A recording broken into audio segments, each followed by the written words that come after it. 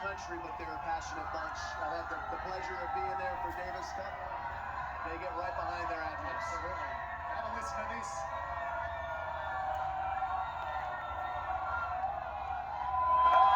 Novak enters the real world, and it is a sea of Serbians here.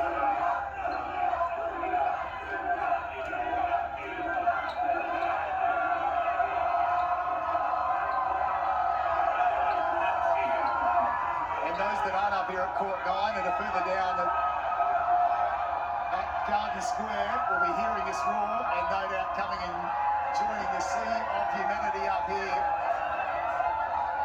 For the 10th time, he's got the silverware under his arm. And for the 4th time, we greet him on Court 9. Ladies and gentlemen, Novak Djoković.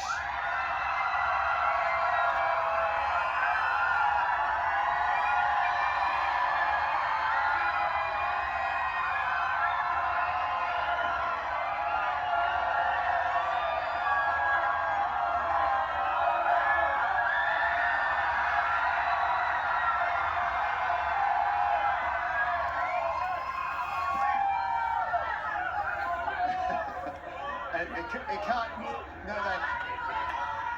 that's right, in the middle.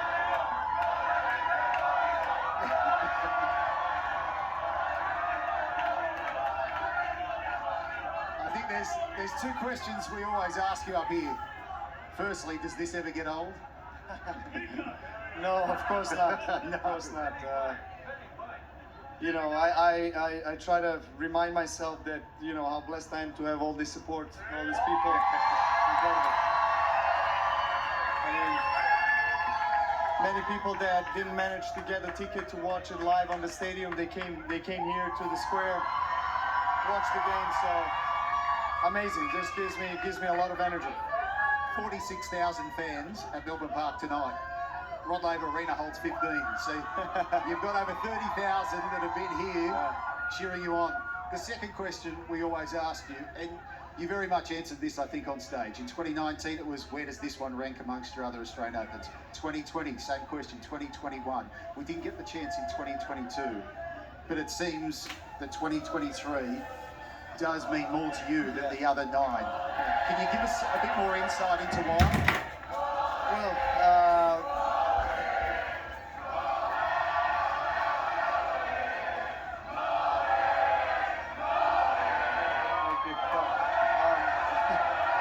Well, look,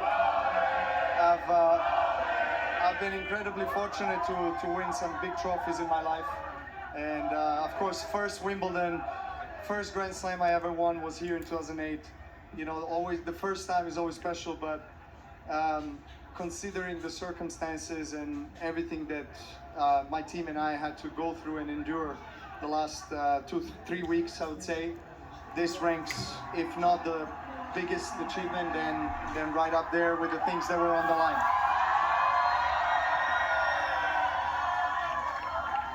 And Novak, we've had the pleasure of watching you celebrate now 10 times here, but we've never seen the emotion come out when you're with your team quite like that. Did you expect to become so emotional?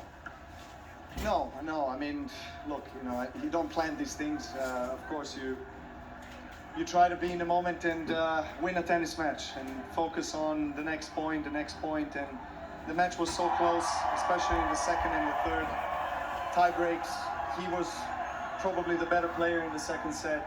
He started off with a break in the third, and you know, I knew he's one of the fittest guys on the tour. I knew that he doesn't mind going the distance. So I knew that, you know, winning every set, obviously in the straight sets, would be probably the best thing that I could do. I didn't want to get the match into the fourth. Yeah, as I said, you know, I teared up because I felt the huge burden just off my back, you know, with everything that, as I said, we've been through. Only they know what we've been through, so it was a huge relief, huge release as well. And I guess, Novak, dealing with the hamstring coming into the tournament and not being able to practice on the days off. Sorry, man. 1 second. Sorry.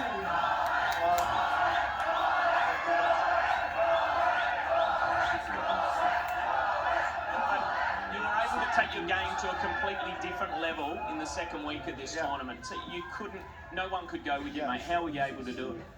Well, look, a lot of people doubted and still doubt that I was injured. I'm gonna post some stuff, to prove, but I don't feel like I need to prove anything to anyone. But it did affect me, especially in the first week. From the fourth round onwards, I felt like it was behind me, and just your tennis. and then it actually helped my tennis. It actually helped my tennis a lot because I felt like I could run free. I was not thinking about it. And look, I said this a million times, but I have to repeat it again. If I have to choose one court, conditions, balls, it would be night session Rod Laver with these balls. I mean, for me, by far the best conditions that I ever played in, and I always want to play night session because I had such a great record and I just feel so comfortable. The court is played really well for me. I can play the best tennis that I'm capable of. So that was the case. I think from the fourth round onwards, I just found my groove. I just found the momentum and never looked back. So I have two questions on the back of that. Short ones. One, if this wasn't the Australian Open and you were feeling the way that you did right before the tournament, would you have played it if it wasn't a major? And two, when can we expect to see you play again? Honestly, I highly doubt that if it wasn't a major that I would keep on playing. I highly doubt that, but because it was and it is, obviously with my team and I, we did everything possible.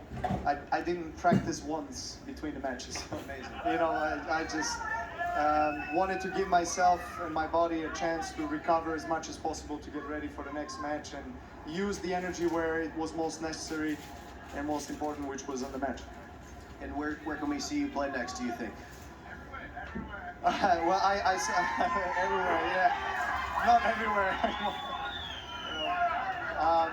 Right now it's really reconnection time with my family. My wife and my children, and healing my body. I signed in for Dubai. That's where I'm supposed to play in the end of the February, and then I hope I can play in Indian Wells. That's my wish, but still not allowed. But maybe in the next few weeks I'll get a better news. Know that. It's an age-old debate that fans, commentators, are always constantly having. The greatest of all time. I want to ask you, are you the greatest male tennis player of all time? Don't ask me that. Number 22. Don't put me on the spot. No. Look. First, I have to say that I'm so honored and privileged to be in this discussion. First, second, I truly honor and admire the history and all the greats that paved the way for all of us to be here where we are. I feel like it's difficult to have a conversation about this because every generation is different. 30, 40 years ago, you played 3 out of 4 slams on the grass. You played with wooden rackets. Technology has advanced so much. Things have changed. Hard to compare generations, but I feel like I've gave my best really, and I'm still doing that. So if the people see me as one of the greatest players to ever play the game, I'm very grateful. Very grateful. It's a good answer. Yeah. So on that note, you're 35 years young. You look like you have a lot of road ahead of you. Who do you expect to be challenging you along with Rafa, who's still out here doing it? Who are the younger players with Steph that you think are going to be playing in these big matches going forward? I mean, you mentioned the two. For sure, Steph is. You can't call him a next gen because he's been around. He's 25, I think. So he's knocking on the door of Grand Slam title, and I told him that he's going to win it. I mean, it's just a matter of time. I know that Rafa and myself will make sure that the young guys don't take too many slams for a little while, but it's inevitable. You have Alcaraz, you have Sinner, you have Felix. You have these guys that are super strong, and they've been beating us, you know, on different tournaments, different surfaces around the world. But I guess we always find the A game on the slams, you know. This is what I feel like both Nadal and myself, we probably still fight for. This is still what motivates us the most, you know, winning the biggest titles in our sport and trying to keep up with the young guns. Yeah, there's I think tennis is in good hands. We have great characters, great personalities, great players, but we're still not going anywhere. You certainly are. Remarkably, between yourself and Rafa, you've won 16 of the last 19 Grand Slams, and so they're nipping at your heels, but the dominance is still there. Not too bad, yeah. Before we let you go, not too bad, not bad. I love it. Before we let you go tomorrow, back on top of the summit, world number one.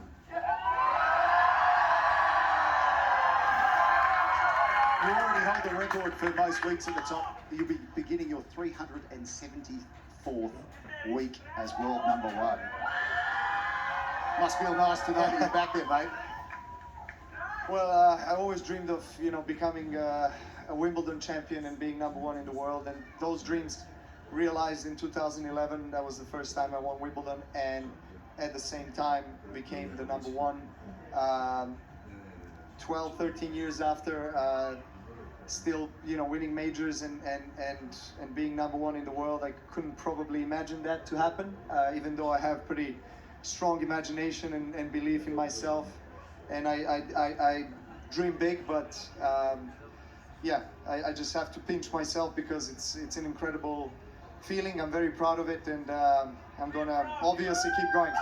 Well, we love going on the ride with you, Novak. It's official too. The jacket. Yeah, we love the jacket. We're loving the jacket. You want? Has he got any more? Maybe there's one in the kit bag. No, I just wanted. There's only one. I would give you this one. There's only one. So this be Roland Garros, you'll have 123 ready to go? Yeah, no worries, mate. It's already made. Novak, amazingly too, you've never actually lost a match at the Australian Open on the screens of Nine's Wide World of Sports either. And the good news is too, we've just re-signed for another half-dozen years as well. So we look forward to going on the journey with you. And perhaps it's a good omen for you, mate. But congratulations. Appreciate it. Number 10, number 22, and you are number one. Thank you, guys. Well done. Ladies and gentlemen, have the trophy, Novak. Don't forget your trophy.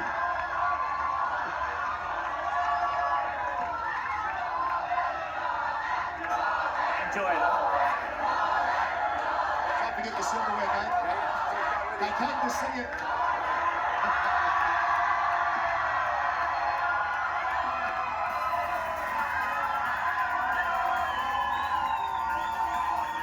And there he goes.